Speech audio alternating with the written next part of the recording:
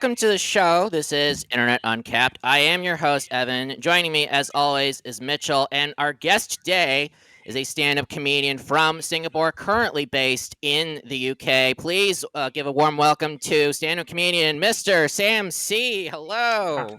Hello, I'm also an alcoholic. Get my credits right. Just like DSP, we love it. That's true. We'll talk about him later. But yeah, Sam, thank you so much. We've been talking. Yes, double standards, Phoebe, whatever DSP means. Yeah. Yes. Yeah. There's a. We'll tell you We'll what it means. get to it later. You're gonna love it. Okay. Oh, it's gonna be great. It's gonna be fantastic. Yeah, we've been talking behind the scenes. I definitely have wanted you on the show because you have a lot of interesting, internet presence on Instagram and Facebook. I know you kind of undersell yourself, but I think your videos are fantastic, quite frankly, and your stand-up is great too, obviously. I'll take that. Yeah, I'll take great two any day of the week. Yeah, absolutely. So we want to just start just to introduce the audience to you a little bit, for those who obviously probably won't know what you are, or who you are, what you do. So how long have you been doing stand-up comedy for? So I started in 2012. I was 18 years old at the time, and I was under a scholarship to like a top university in my country, paid for by my country's government. It's a full scholarship, and the plan with that was to go to this university, go to work experience, and then eventually transition into parliament and then become a member of parliament, potentially a minister or something for IT. Give it all up to do this shit. Now I'm broke. So, love it. Yeah, my soul still here. Yeah. Wish I could pay for the fucking rent, but yeah, I got Very interesting. Yeah. So, what would you have done if you were to become a member of parliament? I'm just curious. Oh, have an affair. Probably. Gay affair. Oh. Fair enough.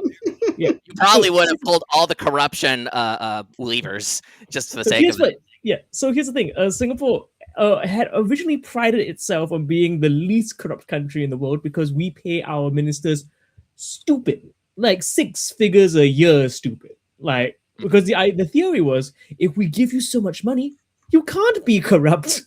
So that was the plan. And it worked until 2 years ago when they finally caught a minister for corruption, for taking bribes. So we were thinking, okay, if he's 6 figures, he's got to get bribed a lot. It's got to be like a yacht, an island, not that kind, like something big. His bribery was second row tickets to the West End. Like basically the UK. No, so he doesn't get the front row. He got the second row. So if you're gonna be corrupt, at least have some confidence to ask for something better. I feel like America kind of has that beat by like 7 or 8 million fold. Oh no, America has too much confidence. I would say just a little way too much confidence when it comes to corruption. I agree. But yeah, so because of that, this actually leads into the next question very, very smoothly. What made you decide this was your career field of choice, your specialty of choice, whatever you want to call it? I don't know. Like, I didn't plan on it being the career. I thought, oh, this is fun. I always wanted to do showbiz. Like, originally I was planning to do like singing and jazz and croon, like traditional like crooning, like not just a natural like Nat King Cole style. And then I realized, do people really want a 5'5" gay Asian man singing Unforgettable? No, not really. The image is wrong. I don't look like a singer. I look like I'd be molested by one. So I was like, okay, gotta have a change of career. And then stand-up came in the picture. Literally the week after I did my first set, and by the way, amateur at that time. Like, I really started to help to run shows and produce shows. So I kind of just fell into it because that's where the money was. Like, I just ended up running a weekly panel show in Singapore. And then from there, I was like, hey, I can do stand-up. And then one got more money and opportunities, so did the other. And then back and forth. And now I'm here in the UK wondering when the real job's going to come in. Maybe I'm meant to serve ice cream. I don't know. Or maybe you're meant to serve ice cream and a show. I'll say this, like, it takes some time, like with anything, you have to go ahead and you just have to keep grinding it out. Me and Evan, we're actually coming up on our 1-year anniversary for doing this show. That's true. Oh, congratulations. For this show, sorry, I misunderstood, but congratulations nonetheless. I was so happy. I mean, you must be doing well. You have 2 separate rooms to record in your house. My God. on And completely different ends of the world. Yeah. Yes, it's true. yeah, we've been grinding it out, with the YouTube side of things, with the TikTok side of things, and we've Yeah. split everything 50-50 with how we handle everything. And we've had some videos that we go, oh wow, that blew up. Whether it's on the TikTok side of things or the YouTube side of things, and we made That's amazing. great people along the way as well. Oh We yeah. had Mm. this gentleman. He was a independent wrestler named Lord Diaz. I'm actually repping the merch right now. Oh, Diaz nice. Pegging. And Where does he wrestle out of? so he's wrestled for a few different promotions, MCW, DCW, and he was Damn, also MC. a light heavyweight champ as well as a tag team champ. Now he does Nice. morning streams Monday through Friday, where he plays Dance Dance Revolution. Damn, And I'm so glad to have his PR person in today for this. Wow, that was fantastic. You did his entire daily catalog, his intake. Damn, that was yeah, good. well, I mean, he's a friend of the show. He always supports us, and we believe, if he's like, he always shouts us out. He plays a bumper whenever he does his live streams before his show starts. So it's one of those, like, you scratch our back, we Aw. scratch yours. And again, Yeah. Lord Diaz, shout out to him, friend of the show. Mhm. And we appreciate you coming on here as well. Yeah, tell him to swing by Asia. There's so much good wrestling right now in Asia. Like, Okay. there's like Singapore Pro Wrestling, then there's also Grapple Max, and there's also Mm-hmm. Vietnam Pro Wrestling is fantastic because they have Yeah. their ring in a sound stage. Oh, So it is a cool. huge sound stage, and they Oh. fill it up, and they've got beer sponsors. The name of the brewery is called Heart of Darkness, which is every beer they brew is Interesting. beautiful. I've been watching African wrestling where they Oh, have is the it ropes soft set ground? up, but it's mud. Oh yeah, soft ground wrestling. Yes, yeah, soft ground, Okay. yeah. Yeah. And that stuff's I don't know how they can do it. I know I saw them like put some water down to kind of get it a little bit Mhm. wet, and they do. I think it's like an hour and a half, 2 hours before they throw water down. They get it a little muddy, so then when they throw each other down, it's not as bad. Which Yeah. It's like a crash mat, but somehow safer. Yeah. yes. Mud is very soft. Just don't jump too high, or else you'll crack all your bones on the way down. But anyway, especially if you're doing a 5-star touchdown or whatever it's called. 5-star frog The splash. 5-star 5-star touchdown. Frog. When you frog, ju- yeah. when you put the ball in your mouth and you just sort of starfish out into the end zone. Man, Yeah. Tom Brady really let himself go. That's the real hardcore wrestling right there. Yeah. So yeah, well, you've noted that and you've talked about this with me in the past, but you are a wrestling fan. We've actually covered on the show Royal Rumble as well as WrestleMania. We may be doing WrestleMania coming up soon. Oh no, I saw your promo. Oh yes, the promo. Yeah. So you saw me cutting the promo for Cyrax. Yes, that's right. Yes, I showed you that. Yeah, I loved it. I was like, this boy done lost his mind. This boy done lost his No, mind. I grew trying the to whole find his beard. yeah. I got the bandana and the glasses because the glasses they're actually from the WWE store. So those are like Oh, shaped from Macho Man Randy Savage. Yeah, it's not just Official random merch. glasses. They were the real. I went all out. That was because I Damn. dressed up as him last year because we watched Royal Rumble and I wanted to surprise Mitchell with dressing him up. But then I wanted to do it again. So to remind people, hey, this is not a one-time thing. I'm gonna do it again. Man, I watched Rumble this year and I was like, that stadium looked sad.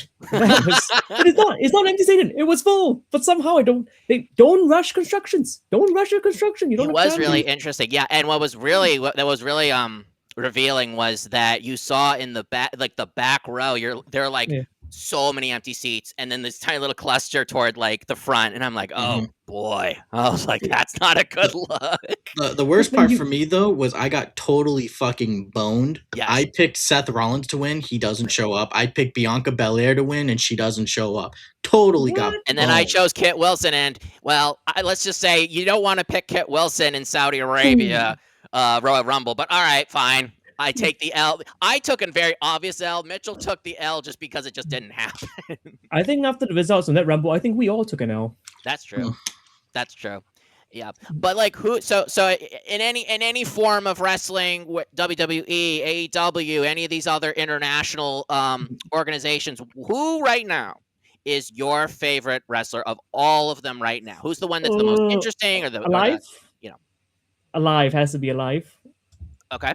Yeah, Oh, alive. okay. No, I think because it's like dead. I've got a few, but like Alive, hard to say because it's like because I've worked with some wrestlers in the past, so like Okay. obviously, like in my mind, in terms of who do I want to hang out with, is Colt Cabana, because I've worked with him a few times when he goes up to the Fringe, and he's just the loveliest boy in the world. Mm-hmm. But like in terms of friend, like personal friends and people who I think wrestle well and have interesting characters and all that, Dr. Gore out of Singapore, absolutely Dr. Gore out of Singapore, an amazing wrestler, amazing illustrator. Some of his work just got featured in New Japan for art, and he's wrestled for Choco Pro as well. So he's wrestled with like Emi Sakura. So it's like, oh shit, he's legit, I mean, there's him. I mean, there's a former tag team partner, the Butcher Man, Singapore champion. I think he's about to fight Murder Grandpa. What's his name again? What's Murder Grandpa's name again? I don't know that one. Minoru Suzuki. Oh, okay. Yeah. So I'm just like, like the fact that a Singaporean wrestler is about to fight fucking Minoru Suzuki, legit founder of Pancreas. You're just like, oh damn, good on you. And he's also just loveliest boy in the world. Insane, but lovely. Insane. Just to be in New Japan Pro Wrestling, I mean, that's a top 3 promotion. I mean, for me, you know, the number 1 is WWE. That's the biggest, the largest promotion in the world. People would say AEW is probably number 2. As far as like the money that they spend and the production, sure, but when it comes to like in-ring ability, I would say New Japan's probably number 2. Yeah, I think it's like the question I always have when people go, oh, number 1, number 2, number 3. I'm like, what's number 4? Because that's the weird one. No one quite knows which one's 4, right? Because you can go this TNA, but then you've got like stuff there, and then of course you have the Mexican, AAA, AAA and CMLL, which are great as well. But it's like which Ring of one Honor. is the 4th? Yeah, Ring of Honor. I mean, if anyone can see where Ring of Honor is now, I mean, I'm an AEW fan. I don't know where the hell to watch that either. Yeah, honestly, I don't know how Ring of Honor is still around. Like you said, I don't know where to watch it, but somehow they get some of the best wrestlers in the world to show up, put on a great show, and then they leave. Yeah. And then they're like, well, in with the next wrestler. Yeah, no, you know what Ring of Honor is? Ring of Honor is like how NXT is developmental. Ring of Honor is AAA baseball. Yep. It's like you're gonna have a good time, but you might be here forever. So strap in, kids. Yeah. We'll call you up during spring training to come and do a match or something, but then you're been Ring of Honor for a while, which nothing wrong with that. Ring of Honor is amazing. They've got like great storylines. The Athena storyline's a clear example, but it is like, oh, come on up, gang. Yeah, I mean, you look at, you know, Sami Zayn as El Generico, Kevin Owens when he was Kevin Steen or Kevin Stein, I forgot what it was. Adam Cole, who's always been Adam Cole, and him with the, you know, Kyle O'Reilly and Bobby Fish. CM Punk was there, Samoa Joe. I mean, the long list of wrestlers that have all come there. Cesaro. Yeah, of course. That was like back in the old Ring of Honor days. Everyone stepped through there. What's it called? Was it Battle for LA? The yearly tournament of PWR used to run. Was it PWR? Pro Wrestling? No, PWG. Pro Wrestling Gorilla. Yeah, PWG. Yeah. PWR is another guy. yeah. Sorry. This is me like trying to like dig into the art. I haven't touched these deep of my wrestling knowledge in a while, so I'm like, let's find which one this is, because I remember watching some of those matches back in the day. Back in my day, when I still looked like this 10 years ago.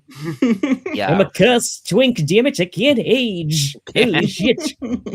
Yeah, you're doing better than a lot of us, honestly. But so you mentioned earlier about actually that you were approached by the Singaporean government, and one thing that is worth noting is your one-man show, which is called Government Approved Sex. And for those who don't know about that show, talk to us about how that came to be and how you developed it. So 2019 was going to be, like 2020 was going to be my year, because 2019 I had done a bunch of international stuff. I had opened for Jim Jeffries on tour. Him and his team invited me out to LA for meetings. I was in talks with like an agent in LA. I was in talks with Comedy Central in LA, and things were coming up roses.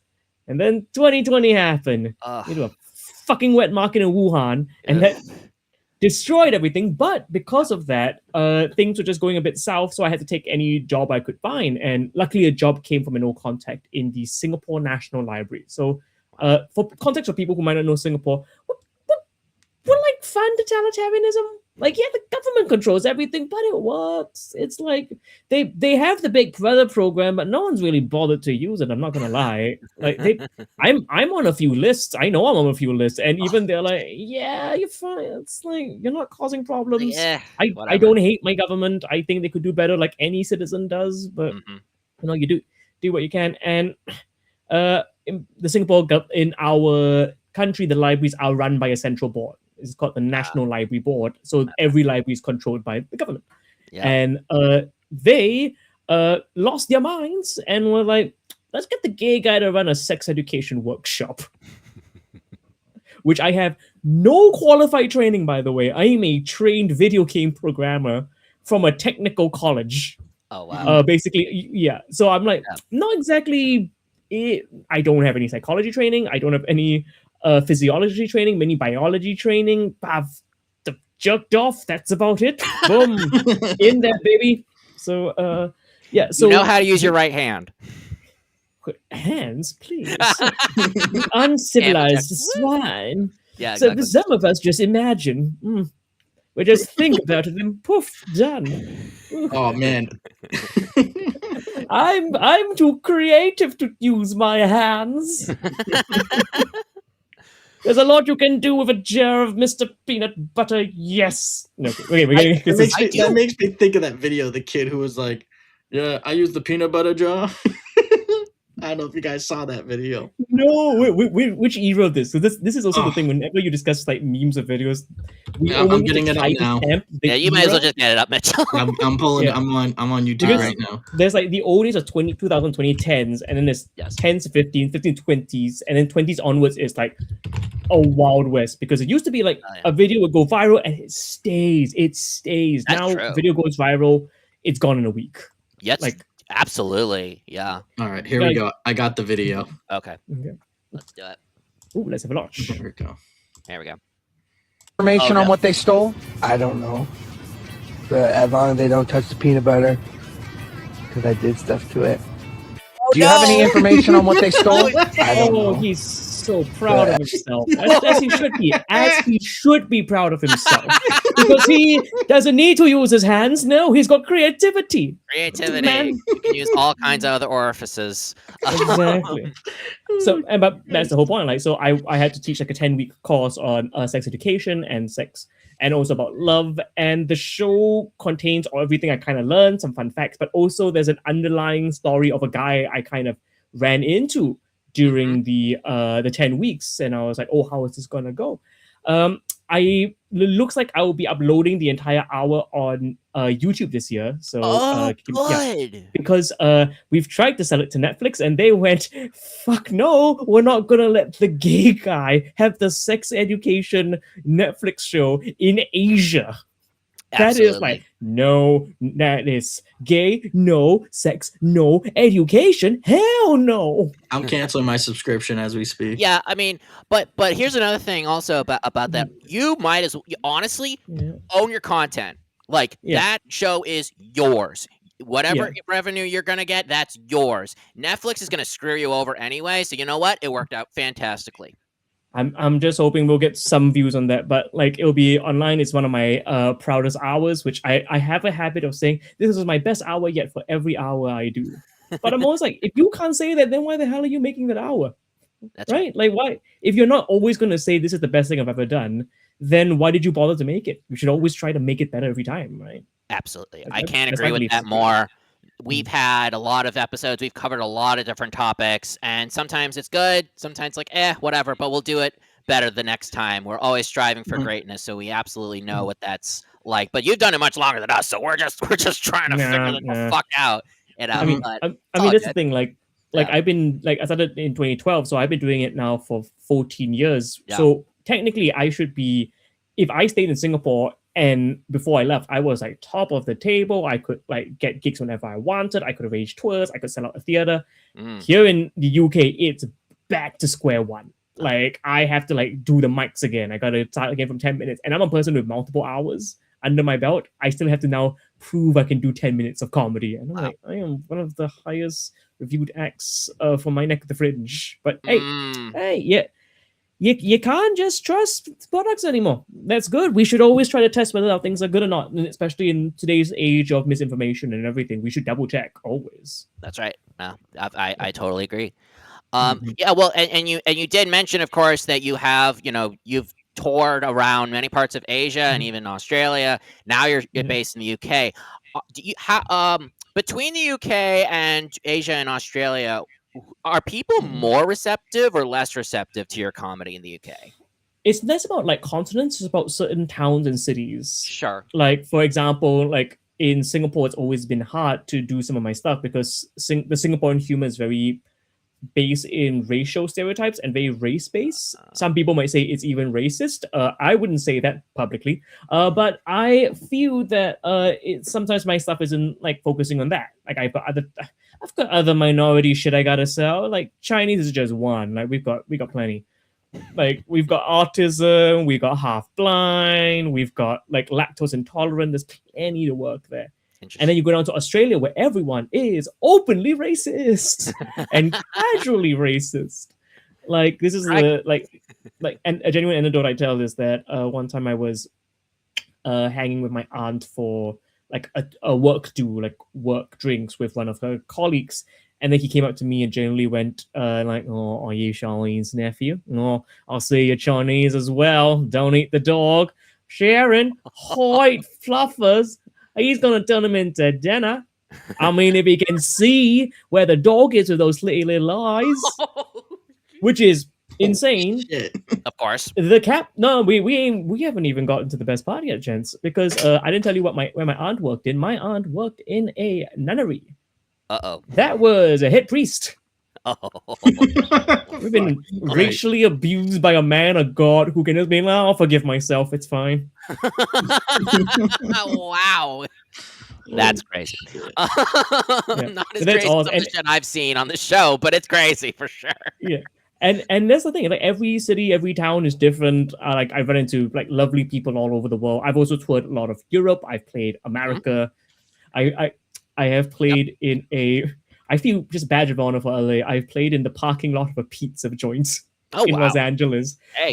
It was their Halloween special, so the hosts were very lovely boys. Bought like fog machines to leave the atmosphere spooky. However, they forgot we are in the outdoors, so the fog machines were like, and they went. So it was just, the stage was farting every 10 minutes, and then just separating. And now for our next act, he's gay. And then you're like coming out, and like, oh shit! Surprise, bitches! Surprise! We didn't even get like a good pizza parking lot because it wasn't just a pizza joint parking lot; it was a shared parking lot with a meth rehabilitation clinic. Oh no! So there were some acts who would just be performing, and you just hear off in the corner, and you're just like, "Is that a happy yay or an angry yay?" Oh my god! Yeah, it's like the stand-up horror show featuring one gay man on the stage. Yeah. But had a good time. Had a wonderful time in LA. Love to be back if I can get in with safe passage. Yeah, hopefully it will be a clean environment there. Nothing too sketch. When has LA ever been fucking clean? Yeah, exactly. So it's interesting right now because stand-up for the last few years, there's a lot of conversations just about how like audiences are sort of receiving comedy from other comedians, and people are trying to be indignant and like get up on the stage to like confront comedians. Like it's a really weird environment right now. So as a stand-up comedian, have you seen any noticeable shifts in how audiences have behaved at comedy shows that you have performed at? I think everyone's a lot more worried and aware that the cameras are rolling. And they're also a lot more aware that like you can be part of a video. That you can be sort of semi-internet famous, even if you look like a douchebag. It's like, hey, is this a joke, right? Yeah. So people are either a lot more resistant to laughing because they're like, oh, I don't really want to be part of this. Or they only expect that. So when you do material, people are like, why is he talking about his day? Tell me I'm a pedophile. And you're just like, that's not what this is. And PDF file in Minecraft. Excuse me. We had to do that for YouTube. It's a whole thing. Oh, I forgot. Yes, you're on YouTube. PDF file in Minecraft. In Minecraft. In Minecraft. All good. All good. You're fine. PDF You're fine, files Sam. that I download on Adobe. Adobe. A horrible freaking program. But it's also, yo ho. But it is also, yeah. But it's a thing where it's like that's a change. And also when you go like, oh, people run up stages. Here's the thing: people used to do that in the 80s and 90s. It's just that we didn't have a camera. That's and right. now when people see the camera, I can't say if that's better or worse really, because I don't know what the numbers were back then. I don't know what the numbers are now. And I work in an industry of liars because that's our job. Our job as stand-up is to lie fantastically. Do you think all our stories go that way? No, most of us got home because we were just nerds, and then we were like, but what if I did the cocaine in the story? And then you write the story where you did the cocaine, and it's not more fun. You lie for it's not a white lie, it's a sort of a showbiz lie. And like personally for me, I don't like doing that. Like that's why sometimes I have a hard time writing stand-up, because I don't like lying to the audience. Because I'm like, but you paid money to be here. Why would I tell you falsehoods and lies when I can share with you my 10-point plan on how to improve the Academy Awards voting system? That'd be fun, right? No, you still want me to call you a PDF file? Okay, sure. Why not?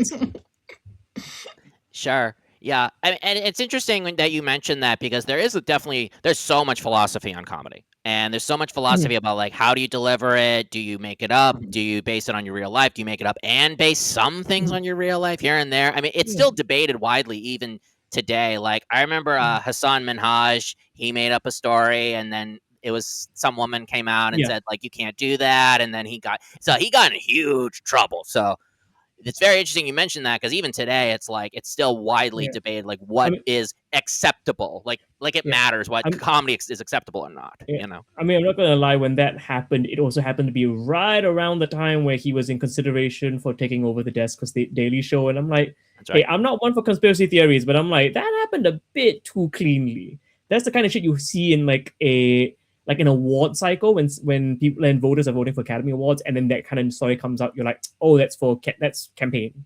That's somebody like putting out campaign stuff in order to get a award or something. So when that happened, I was like, But yeah, philosophy is very different. Many people have written books. Every one of them are right. Every one of them are wrong, because comedy is subjective, both as the person who tells it and for people as a person who listens to it and enjoys it. It's subjective. There's no right or wrong. Like, I'm a free speech absolutionist in a sense of you can say whatever you want, but people are also allowed to say whatever they want as well. And their freedom of speech also includes whether or not they want a performance in their area or want a performance in their venues. They have every right to do that. Right. Yeah, I also believe that too. And freedom of speech also doesn't mean freedom from criticism of said speech. Yeah, that is being heavily people have been very heavily misconstruing those words nowadays, and the idea of freedom of speech, because hey, not everyone read the Wikipedia article about it. Like they just read the Snapple Cap version, and they're like, I know everything about the law, and I'm like, I don't know either, but hey, at least I know it's not fucking that. Or they saw someone that was on Twitter who was talking about the same thing, and they go, he looks knowledgeable. This is my guy. It's like, gang, please stop. Like, please go look for actual science. If you're gonna look at a scientific paper, check how many sources it comes from, how many times it's referenced, how many authors there are on it. Don't just, there was a paper. Do you know that the average number of readers for a scientific paper is 0.7? There is less than one person reading every scientific paper, because just anyone can publish it. Anyone can put out a paper. Like, I could literally tomorrow put out a scientific paper. It's just whether or not is it accepted by a journal, is it published? You can self-publish, which is where a lot of bad studies come from, because people can just put it out or have the money to put it out. So always check your sources. Totally. Yeah, I agree with that. So on Instagram, you've been posting a lot recently, and you've mentioned in some of your posts that as someone who's immigrated to the UK, you've started to see problems faced by the greater, I think it was specifically Asian British, but I could be wrong, like Asian diaspora that are different as compared to Asians in other East or Southeast Asian countries. I was just curious if you wanted to talk about that. What are these problems that you've noticed, and how are they different between the two? I mean, it's just different, right? It's like back in Singapore, my ethnicity is Chinese, so I would be the majority ethnic race in my country. Just jump and like take a half an hour bus ride to Malaysia. I'm now the ethnic minority, and that's like it's not great. I mean, racism is a big problem in Asia. I mean, like racism in the West is cute. It is cute, but it's also subtle. It's all a subtle racism, which is always really awkward because you're like, are they being racist or are they just an asshole? Like you're not quite sure. And they can be both. They can be both. Who would have thought? But that's the thing. Like when I deal with it here is very different as well. Like back in Asia, I know very frankly, like if somebody doesn't like me because of my skin tone, it's very obvious. They're almost like just a matter of fact, like we just don't like these people. And you're like, okay, sucks, but at least I know the lay of the land. Here it's not obvious at all. And because it's very subtle, that way these fuckers can get away with it and then we can't call them out, and that hurts a lot of our career progression paths here. And because you can't call it out, like when people do actually something that is racist, they would be like, but I'm not trying to be racist. That's not racist, is it? Because it isn't that obvious. And you're like, no, that was racist when you couldn't tell what kind of Asian person I was and just assumed instead of just asking me politely. Like, even if it's not racist, that's incompetence to a insane degree. And to like not just claim that the claim which has happened to me, claim that I was from a totally different part of Asia, which I'm like, well, if you're not being racist, then A, why don't you double check? B, that's just really bad on my part, because then now it looks like somebody on my behalf has gone out and went, oh yeah, he's claiming to be this Asian, because then now it looks like I'm being racist against my own people. Yeah. In other words, it's complex, it's difficult, it's not as fun to deal with here as back at home. Back at home, I know the areas to keep out of. Here, it can come from anywhere, literally anywhere. Yeah, you grew up with it, so you understand it better. It's like you hear things like when you go to like New York City, like there's like rules of like there's the lay of the land. That's true. Like you try not to pay for the subway. You're supposed to jump the rail and do all this other stuff, and people just know that. It's just like open, just steal. Like it's crazy, but that's just like the lay of the land. Yeah, it's just this is the area, we just have to play by the rules. Whereas in the UK, it is kind of a refined society, so sometimes it is quite fascinating to learn about the society and like learn where the goals and no goals are. The one thing I will say, I have performed in some parts of the UK where I'm like, this audience clearly doesn't like immigrants, but they'll still give me a bash. They will still give it a try. Not that kind of bash. Like they'll give it a try. They'll have a listen. Sometimes they even enjoy it. Yeah. Now, do I really enjoy performing for obvious xenophobes and racists? No. Am I currently at a place financially where I can't say no to that? Morality is hard when you're broke, gang. You really need that money, Sam. Yeah, it is a hard time to be a good liberal boy when you're broke, because you're just like, oh, I really don't want to work with this company that does this, but also they're the only ones that are bothering to pay me and give me opportunities. So you're just like, hey, if the liberals would like to help a brother out, I am more than happy to fly the flag every fucking day of the week and be a dyed-in-the-red Labour liberal voter. But if they're gonna not give me anything, what do you want a motherfucker to do? Gotta get your money up, not your funny up. That's right. Yeah, 100%. exactly. Yeah. I think in your act in general, but I've also I wanted to just browse your YouTube because I was just very curious. But you've hosted board game campaigns on your YouTube channel. I think you also do that as well for your live acts. And do you plan on doing them, like broadcasting them, not just doing them in live shows, but do you plan on doing those again? So technically I've done a few stuff. So I think the thing you're talking about is my interactive comedy game show called Yes, that's what I meant. That's right. No, sorry, yeah. Which is basically it's set in a 12th century kingdom. We get the audience in and they get to play members of the kingdom. Like they'll randomly improvise is a very scary word for some people. I think they just have a good time pretending to be like a peasant or the local butcher or the apothecary. Basically role play, right? Yeah, role play. Yep. And then we get some guest performers on who will try to run the kingdom, solve problems, and then the kingdom's peasants will decide if they live or die. Yes. It's very involved, it's very silly, it gets really stupid, and I really like it a lot. And it's something I want to do more of. We have a lot of footage of it. We just need to have the We just need to have the patience and the discipline to slowly start editing them one by one, because it's we've got like a lot of footage. In terms of like live broadcasting, sure, but I think the strategy here is to hopefully edit them all down into bite-sized clips, get those populated. Hopefully that goes like does a good number and gets a good fan base, and then slowly sell the idea of, hey, the full episode's online, and then if those get enough views when I upload them, then I'm like, okay, then clearly there's a demand for a live stream or a live broadcast, then I would do that. But till then, probably not. Maybe just one show a year at the Edinburgh Fringe where I normally perform it, mainly because it's like we have people who just can't be in Edinburgh or Scotland. People are overseas. Some people are bedridden. That's not how it would be rude of me to not bring the show to them. So, something I would consider. But also, every show in Edinburgh is in a basement. It's not a lot of good fucking Wi-Fi in Scotland. Mm-hmm. Yeah, and you've, as you mentioned, just for those who are not aware, Edinburgh Fringe is considered the world's largest performing arts festival. It's held annually in August in Edinburgh, Scotland. And there are many rising comedians as well as established comedians who perform stand-up and perform any act. Really, it is not limited to just comedy or just singing or whatever. It can be juggling. It can be fire throwing. It can be anything. I have many friends who are street performers who do like circus acts. There are friends who are trained clowns at the Gaulier School. They do clowning. Yes.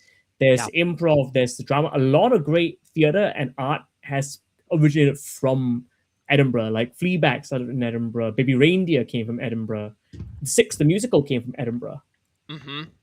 Yeah, that's that. Yeah, no, and there are very established comedians. John Oliver has performed there. Many other people have performed there. Trevor Noah has been there. Bill Hader's been there. Yes. There's just quite a number. I think Conan has never performed there, but he has been there.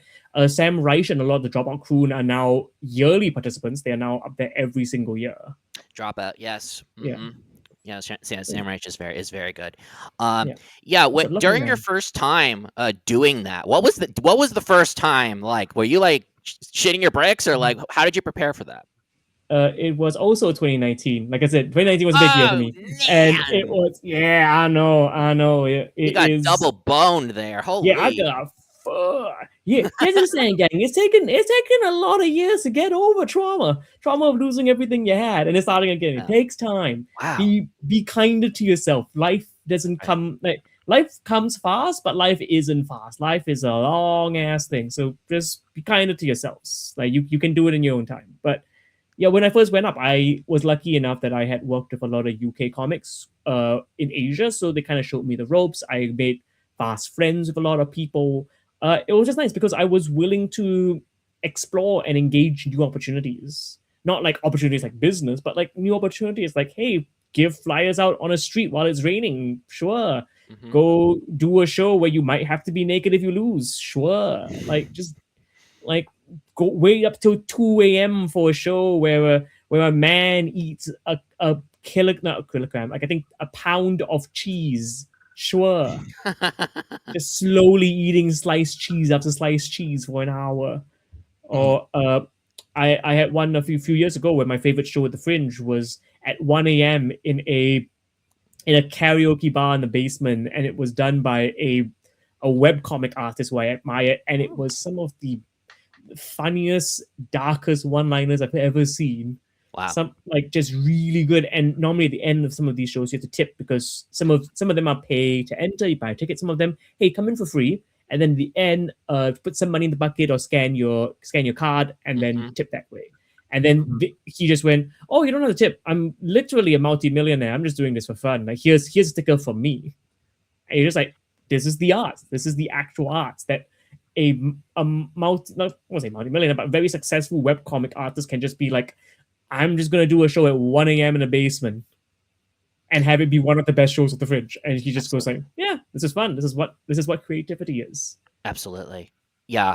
And finding people who are just as energized to make entertainment or make a show or to create something as you are, one of the most fulfilling things ever. I mean, like we've mentioned, like we've met people along our journey. We're going to continue doing it. We have so many ideas for how we want to expand the show. It really has been quite an amazing journey. So that's incredible that you were able to do that at certainly in real life, but at the Fringe. Yeah. Oh, Fringe is one of my favorite places. This year, it will be my 6th full year at the Fringe, and I'm very excited to be back because it's just a lot. For me, it's just friends. It's friends. It's art. It's a place for me where I feel like I'm an actual working adult because I have a daily schedule of doing like 4 to 6 shows a day. Not solo, like not hour shows, but like they do go on, and it is like I have a work like schedule of like the first show is at 1, the last show ends at 9. Like that is an actual like daily work routine. So I feel like I have a 9 to 5 job for one month of a year where I make less money than every single month of the year because it costs more money than every single month of the year. So and also bring back this to mean I'm just weighing my things out. Yes. I like doing this, weighing your things out like a scale. Remember kids, a scale? Not just an app that tells you how much body fat you have in your ass. Lady Justice callback because Mitchell mixed up Lady Liberty with Lady Justice. So that was a whole thing. To be fair, that's fine. That's like not the worst mistake one. I dare say, what a patriotic mistake to make. What a lovely patriotic mistake. God bless. Yeah. It's like if you mixed up like Rosa Parks for Betsy Ross, you can forgive that. You can really forgive that. It's like, oh, you mistook 2 amazing women in history. That's fine. I will live. So quick question. I've watched some of your stand-up specials, and you're really quick with it. Have you ever thought about diving into lolcow culture, which is like these internet dopes? So they're just people on the internet that you just make fun of.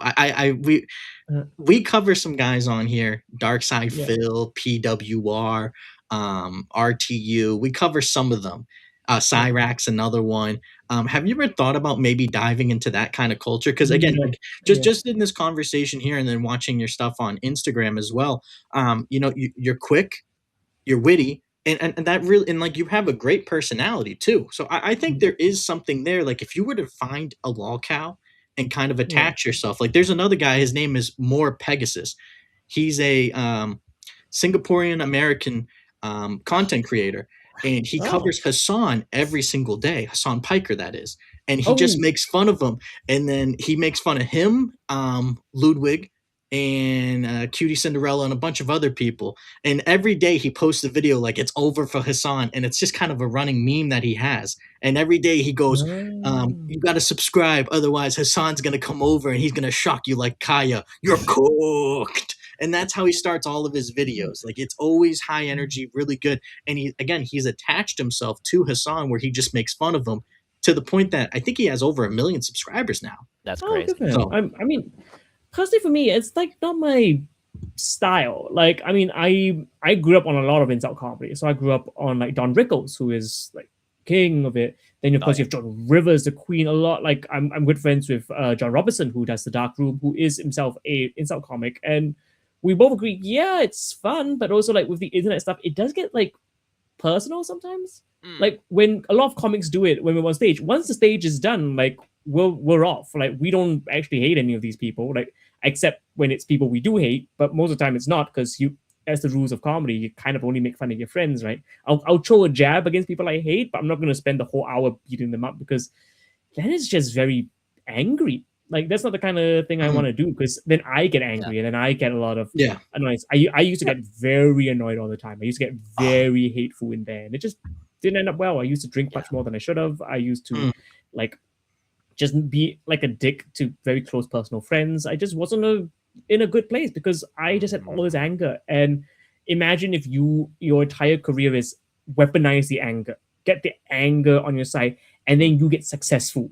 And then that's just all you have to do now. Even if you're not angry, you gotta stir that anger up, because if not, then you don't have a career. That's always the risky thing about show business. Like we don't get to choose what makes us famous, but we get to choose what doesn't. Like we get to actively choose as creatives whether this is. You can choose when to get on the ride. Like because let's think, if anyone wants to be famous, it's not that hard. Just go out like all these prank YouTubers and kick. Oh yeah, I hate those. Oh yeah, the Sam Peppers and the famous, and that's the risky thing, because that's the truth of any like creative art form. Eventually, you do get tired and bored of it. Sometimes you need a break, true. and Yeah. breaks aren't bad. Sometimes you need a chance to do something else, go explore some stuff, come back. It's not saying stop it forever. Like come back if you're not really having fun. But when that's your bread and butter, like example for this guy, like this Pegasus gentleman, like he's got 1 million subscribers. That's a lot of pressure to him. Like that's a lot of money. That's a lot of like ad stuff. That's a lot of like clicks and donations from people who also hate Hassan and all these people. And then what if one day he just like, I've got a family, I'm kind of done with this, but if I don't keep hating this man, I've got nothing.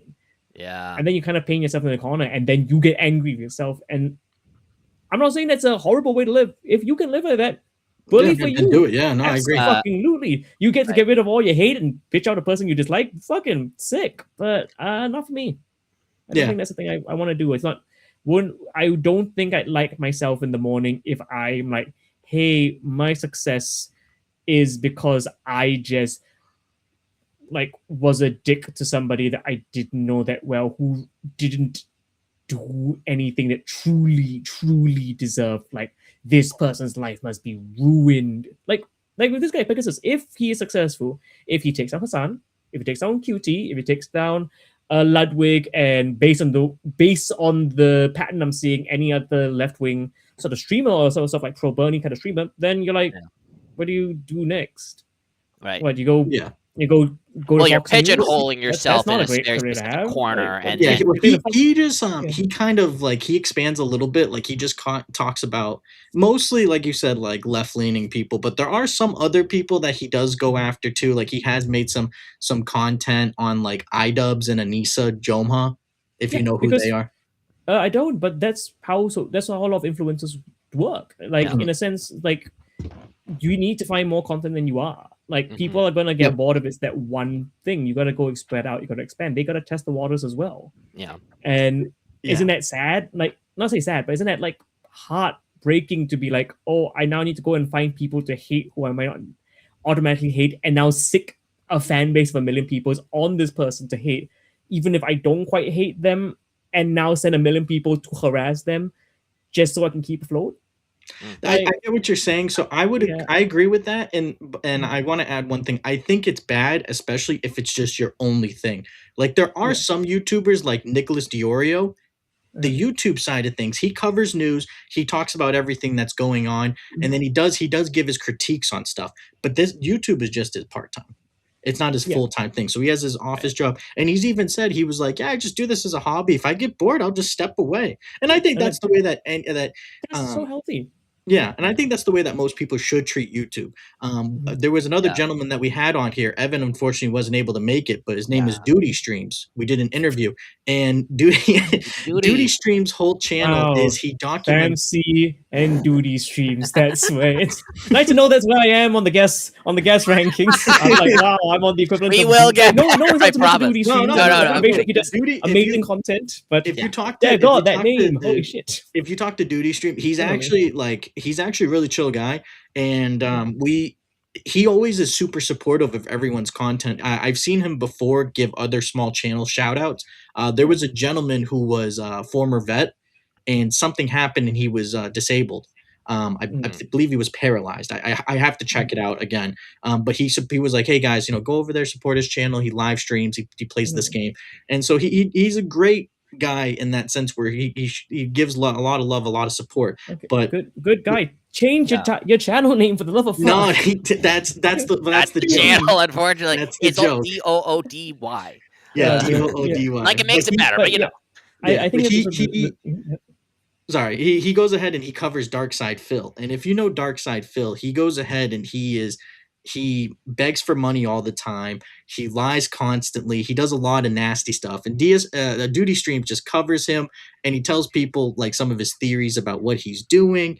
And he's retired. He had another job, another career. He's retired, and he just does this Monday through Friday while his kids are at school. And then he's like, "Yeah, I just do this while the kids are at school, and then when they come home, I'm off the internet."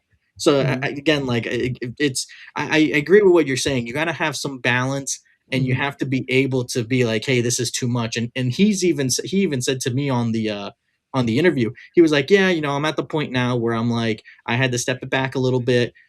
or maybe we talked about it after or before, but it doesn't matter. But he said, I realized I had to step it back a little bit and just focus on life.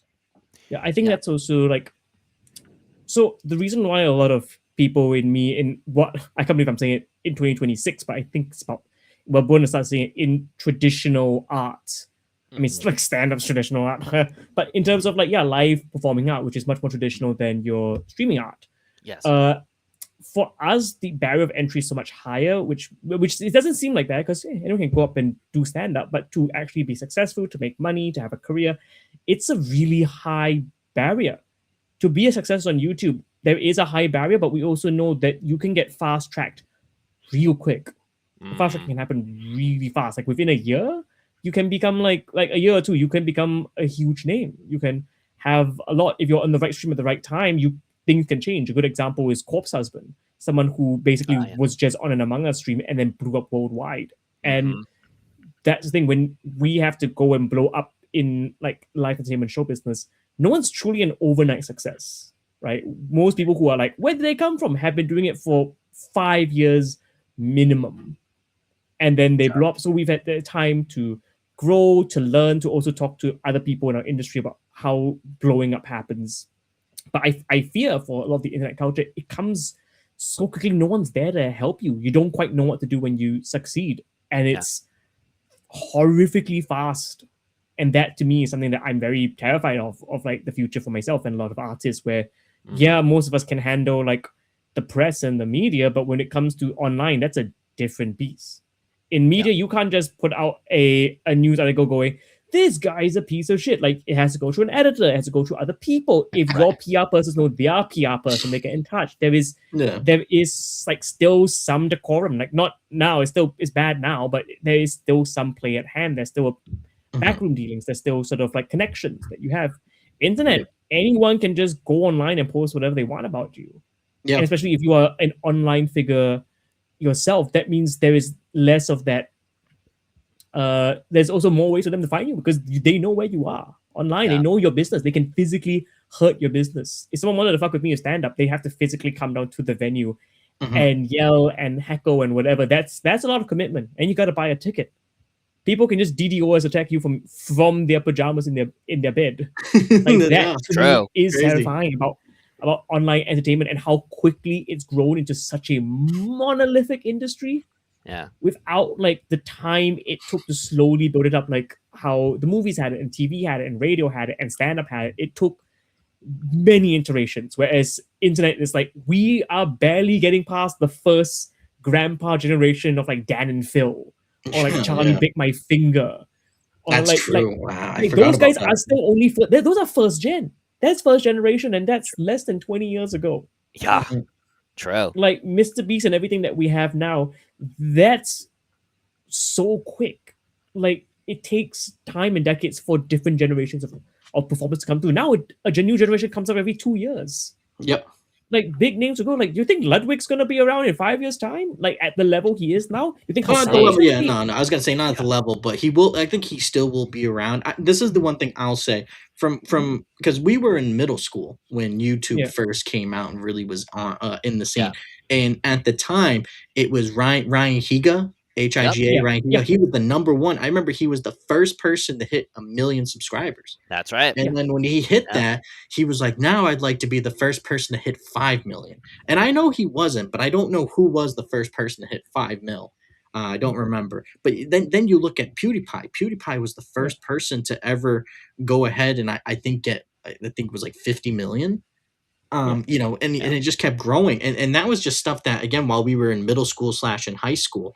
And like you're saying, one of the guys that we cover on here, Dark Side Phil, he was on the ground floor and he was posting videos every single day. And he talked about the money that he would make at that time. He was making anywhere from $15,000, $20,000, $25,000 a month. And all he did was put the camcorder on the coffee table, play Saints Row, and say a bunch of crazy, racist, homophobic stuff. It's a black guy. He likes black coffee. And that's all he would do the whole time. Like, yeah, and that's like also another terrifying thing of like, I don't know about most people, but I feel responsible for the things I say or do. Like, I have to be. Like, I do live entertainment. If someone hates it, they're physically there. Like if someone doesn't like what I Yeah. say, they could pick up a glass and stab me and shank me. And Yeah. they're not saying they're allowed to, but they Yeah. can. Yeah, That in is theory, that's in theory. that's also the horrors of the internet. You can get away Oh. with a lot of mad shit, Oh yeah. and a lot of people don't fucking learn. And one day they're not going to be placed where they can fucking learn. People hold a grudge. Yeah. Look at this. People hold a grudge for decades. You talk some shit about someone online in a way that is as defamatory as some of these people are saying, and if you manage to genuinely sue a man into a ground, ruin his career, ruin his life, you don't think he's gonna find you?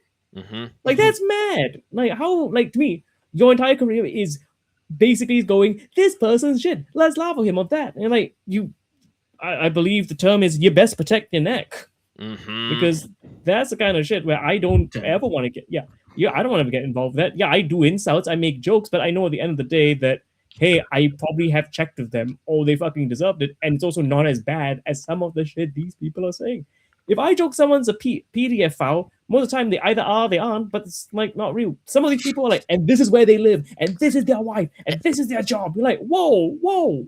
This is not rule. This is not entertainment. This is fully not entertainment. This is harassment. And you're being paid to do this. It's true. true. It's not the fault of the performance. Then it's like, is this a job you want to do?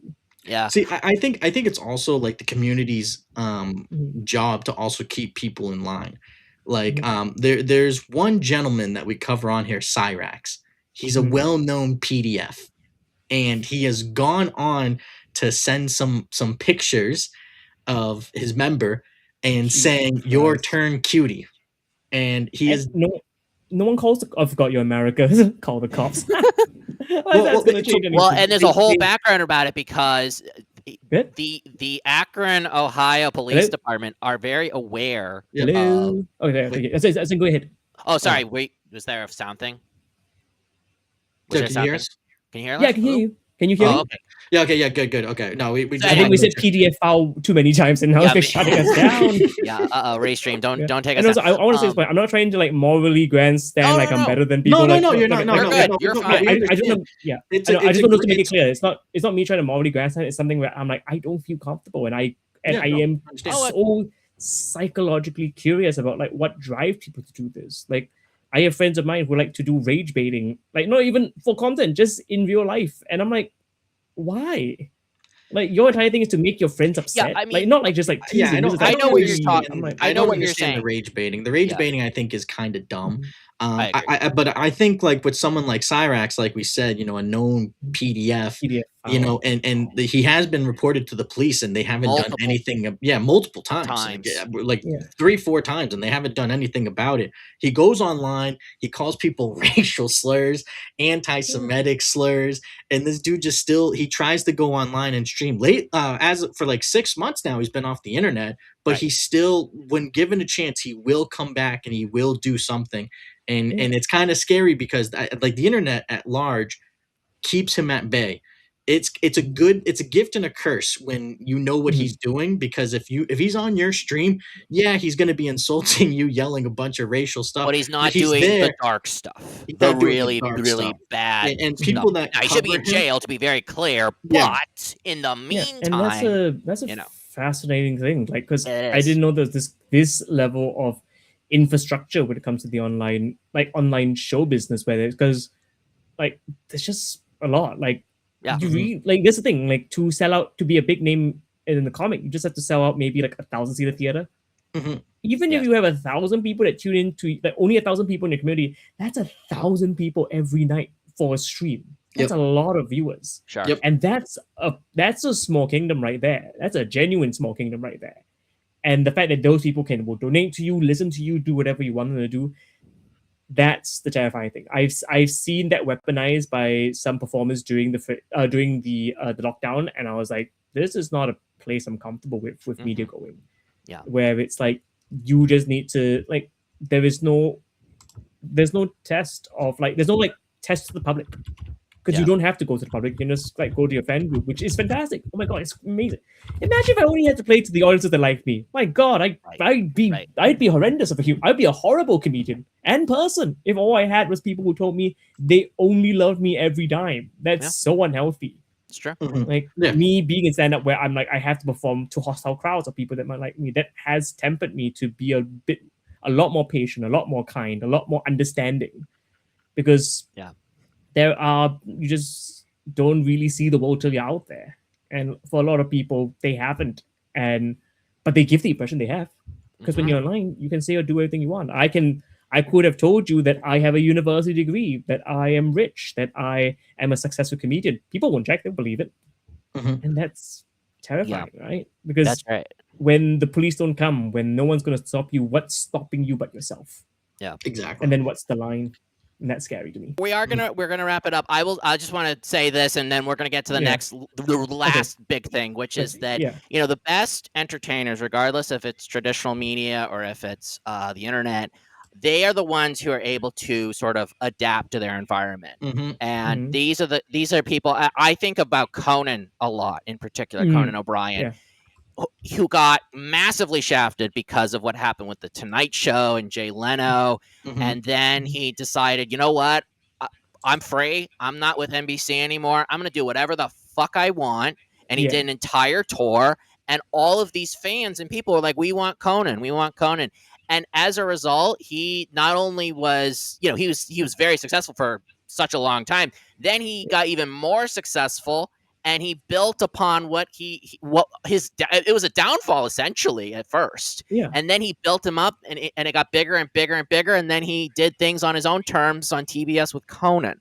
Then Yeah. now he has a podcast. That also is a juggernaut podcast. It's a very, very popular, Conan Needs a Friend, right? Yeah, I know. I listen to it. It's Yeah, great. It's fantastic. it's fantastic. So, Yeah. and it's like he understands that. And I think a lot of other people understand that. Even Ryan Higa, for the long time, he had to reinvent himself constantly, Yep. constantly.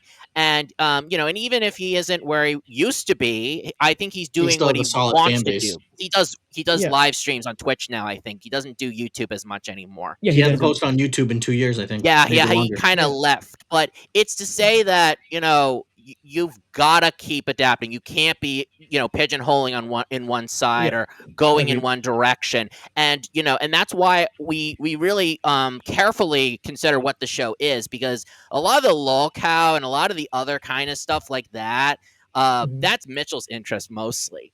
And then I like to do a lot. And then, we've done wrestling, of course, and we've done video games. And I also, wanted to do movie reviews and all sorts of other stuff. And we have all kinds of other ideas.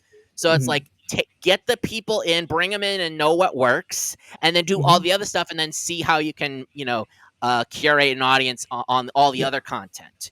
And that's what we like to do here. So 100%, all of what you said, cannot endorse highly more.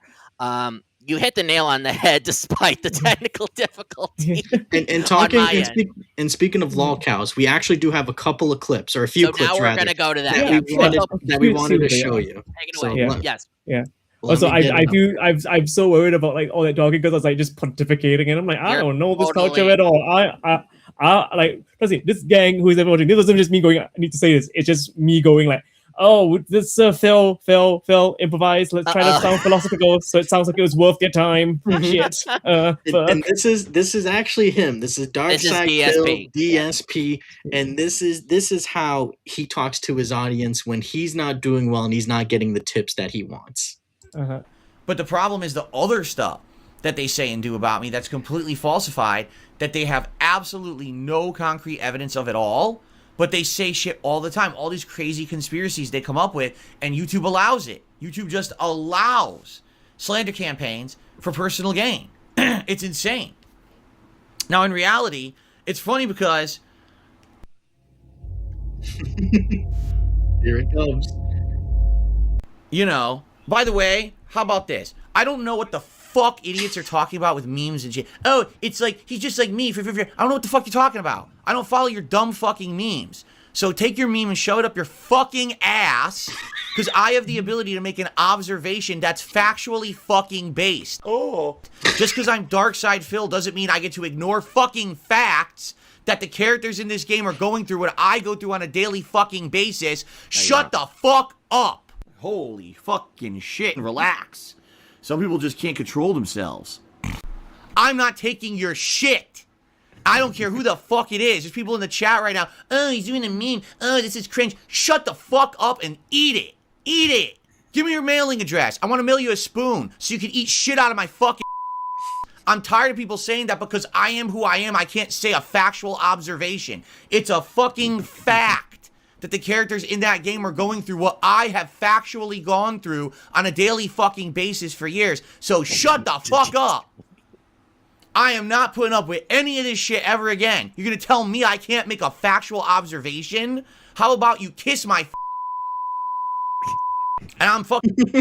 Wait, asshole got censored, but not shit. Yeah, exactly. Asshole got censored. My fucking Not that I will send you shit to devour. No, my whole. Oh no, where the shit comes from. We can't show that. We can't show that part. But it's fascinating because I don't really watch that kind of content, and watching it, I'm like, I can see why that's popular because this is the a poor version of a conservative, not conservative, but a lot of talk radio. This is a talk radio host. This is a talk radio host who doesn't have now censors or anything. No ads, can do whatever you want, but needs to sell on the, I gotta say something crazy. I gotta have attitude. And I gotta say something like that because he knows that's a thing that's gonna get clipped. That's a thing that's gonna do well. It's true. Well, so he's not the kind of guy that doesn't have that much foresight. So he didn't do that with the hopes of, oh, I'm gonna get clipped. He did that because he was just genuinely pissed off. Phil is an e-beggar. If you watch one of his streams, and I challenge you to watch one stream. I lose. I've lost. You lost me. You had me and you lost me. Oh God, I can't beat you. Oh no, I can't watch this because I have things to do in my life. Recently, he had a stream and he was complaining about a bunch of things. At one point, someone in his comments asked him how if he was going to be playing video games at his old age, or up until he's like 90, let's say, and he goes, up until 90, I'm going to be dead by then. Like, I have all these health problems. I have gout. I have all this stuff. All right. It's all genetics. I have really bad genetics, you guys. Okay. You think that I'm going to live to 90? And I'm like, Phil, why are you saying all this? he says the most everything. outlandish He shit. literally says everything that you probably shouldn't be saying. Yeah. Yeah, no, but that's also the thing because this is how a lot of talk radio is. It's like even if he's not even if he's thinking of it consciously, there is a subconscious of I must not stop. That I must keep talking because these radio hosts always keep talking, and you're like, no, this is planned. But you think that the water's going to turn in the frog's gay wasn't planned or was some way developed before it came out. No, it was of course thought of course, because it's good. It's in this particular case, I understand your point and I agree with you. He really is that level of stupid. No, I agree that he probably is, but because he thinks, because they do it, I gotta do it too, not realizing there is an art form to it. There's a reason why there's watchdogs and censors on those guys, because they know how can I push to the point where I can still make money and not have to beg on a stream. I mean, they still do. It's still, they just beg with sponsors and everything. And in this case, it's just e-begging. It's like, we gotta hit the goals. We gotta get that money. Now, guys, I got two big bills. I got the electric bill. I got the internet bill. And I'm not gonna pretend I'm innocent of that shit. Like during the pandemic, I was streaming as well, and I'm very sure I was times of me going I need the money, gang, in a comedy sense, but probably sometimes the lady doth protect a little bit too much because the lady was having a bit too much whiskey in his time in 2020. The lady was depressed, but it's a thing where I'm I know that psychology because I've been there. I've seen people who have been there, and I'm like, damn, that is not a place I ever want to see anyone in. Oh, so, so sad. We have another video. Now this one is there's no talking. We just want to get your expert opinion. What do you think Darkside Phil is doing in this video? Okay. So let's pull it up. All right. Pull it back a little bit. Now again, let me know when you want me to stop, and then you can just tell me what you think he's doing. Okay. It says the incident.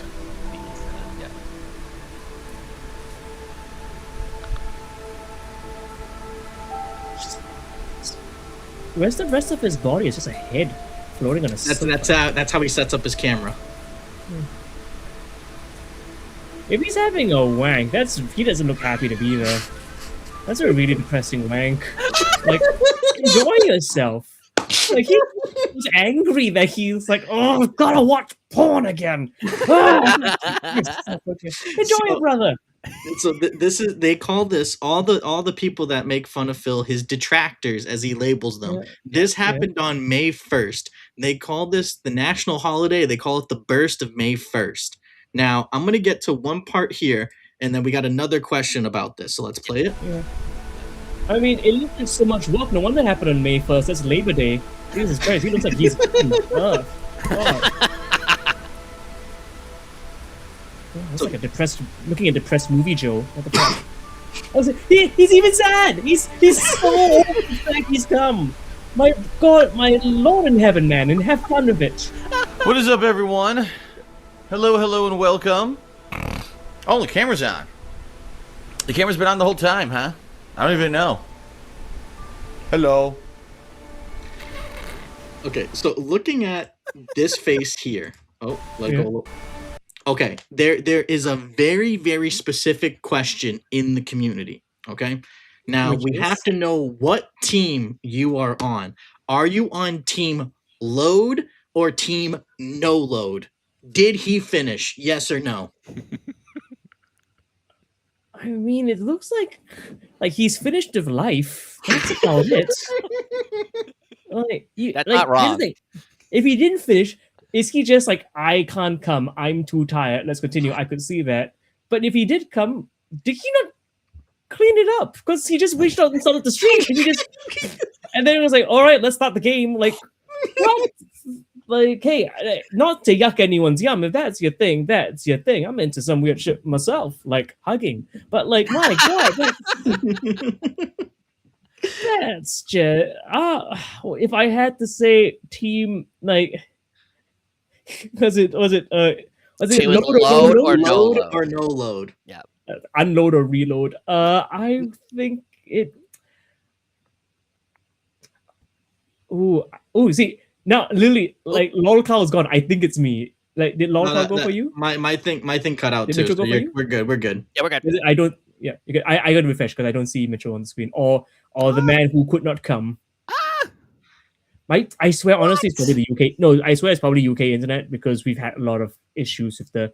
Look up at the recent laws of the UK censorship thing. It's caused a lot of issues with background things. It's kind of a programming thing. It's like when you take the load-bearing code, it destroys a lot of code, and that's what happened. Let me refresh. Okay. If you can't see Sam, actually, yeah, if you can't see Mitchell and the screen, you might. Yeah. You can't. I'll refresh. Yeah, I'll refresh. You might want to refresh. Yeah, and then come back. Stay tuned, listeners, for the exciting answer to which team I think he's on. Ooh. Yes. Holy shit! Fuck Team no UK load. internet. Team no load. Team no load. I will definitely be editing this video, but we'll be fine. Leave this part in. Team no load. No load. Here we go. All right, Sam, are you there? Yes, I am there. Okay. Let's. All right. So, team load or team no load? I say both, because I think this is a man who has jerked off too many times in one day that he did ejaculate, but nothing had left the barrel. Okay, that's no load. Yeah. No load. No load. It's no load, baby. Yes. Yeah. Yes, we agree. He had come, but there was nothing to clean up, and he just like, okay, we were just polishing the rifle, we were just giving it the old checker. Yep. Lovely. Before a stream though, like as someone who has streamed, I could not, because streaming is quite intense, and once I have finished any activity, I'm not in the mood to go, what's up, chat? Yeah. That's like, I'm not in the right frame of mind. Fellow kids. Yeah. Oh, hi everybody. Camera's gone the whole time, huh? Maybe that's his whole thing. Maybe he wanted that. Maybe he's a little bit of a peeve. Maybe he needed to have so many people watching him load or unload. That's right. Well, Sam, this will wrap up the interview. Thank you so much for joining us today. Do you have anything that you want to promote before we leave today? Yeah, follow me on social media at Mr. Sam C. That's MRSAMSEE, just 8 letters. I'll probably be putting up my special this year. If you want to see any of my stuff, go on socials or check out my game show. We're going to be uploading more episodes slowly. It's called Off Your Head. No one wins anything. Just try to survive 12 months. It's dumb. It's stupid. We've had wonderful guests on. We are aiming to get a very fun guest for the Edinburgh Fringe this year. We hope to record it, because last year we managed to have the lovely Becca Scott in from Parlor Room on on Dropout, and of course the Good Time Society, which he is part of, and an amazing human being. So go catch the stuff and go watch some normal content, gang. Go watch someone that isn't being a dick. Like go watch some video essays about anime. Please the touch politics grass, of but One also watch our Piece. videos while touching grass if you And can. I got What? Uncapped Touch the Spider-Man grass. review. Watch it. Go watch the movie reviews. Go watch Double Toasted. One of those guys. Go watch Yeah, or something. watch us, Touch the please grass. watch us. Watch them. Yeah. I mean, you're watching it now. You're gonna Watch watch it now, but also watch keep more. watching. Keep watching. Put it on loop. Turn Yes. it on mute. Put it on loop. Those are the rules. Views are views. Do it while you're in the bathtub. But anyway, so that is it for the show. Please sure to like, subscribe, hit the bell for notifications. And until next time, we will see you in the next video. Goodbye, everybody.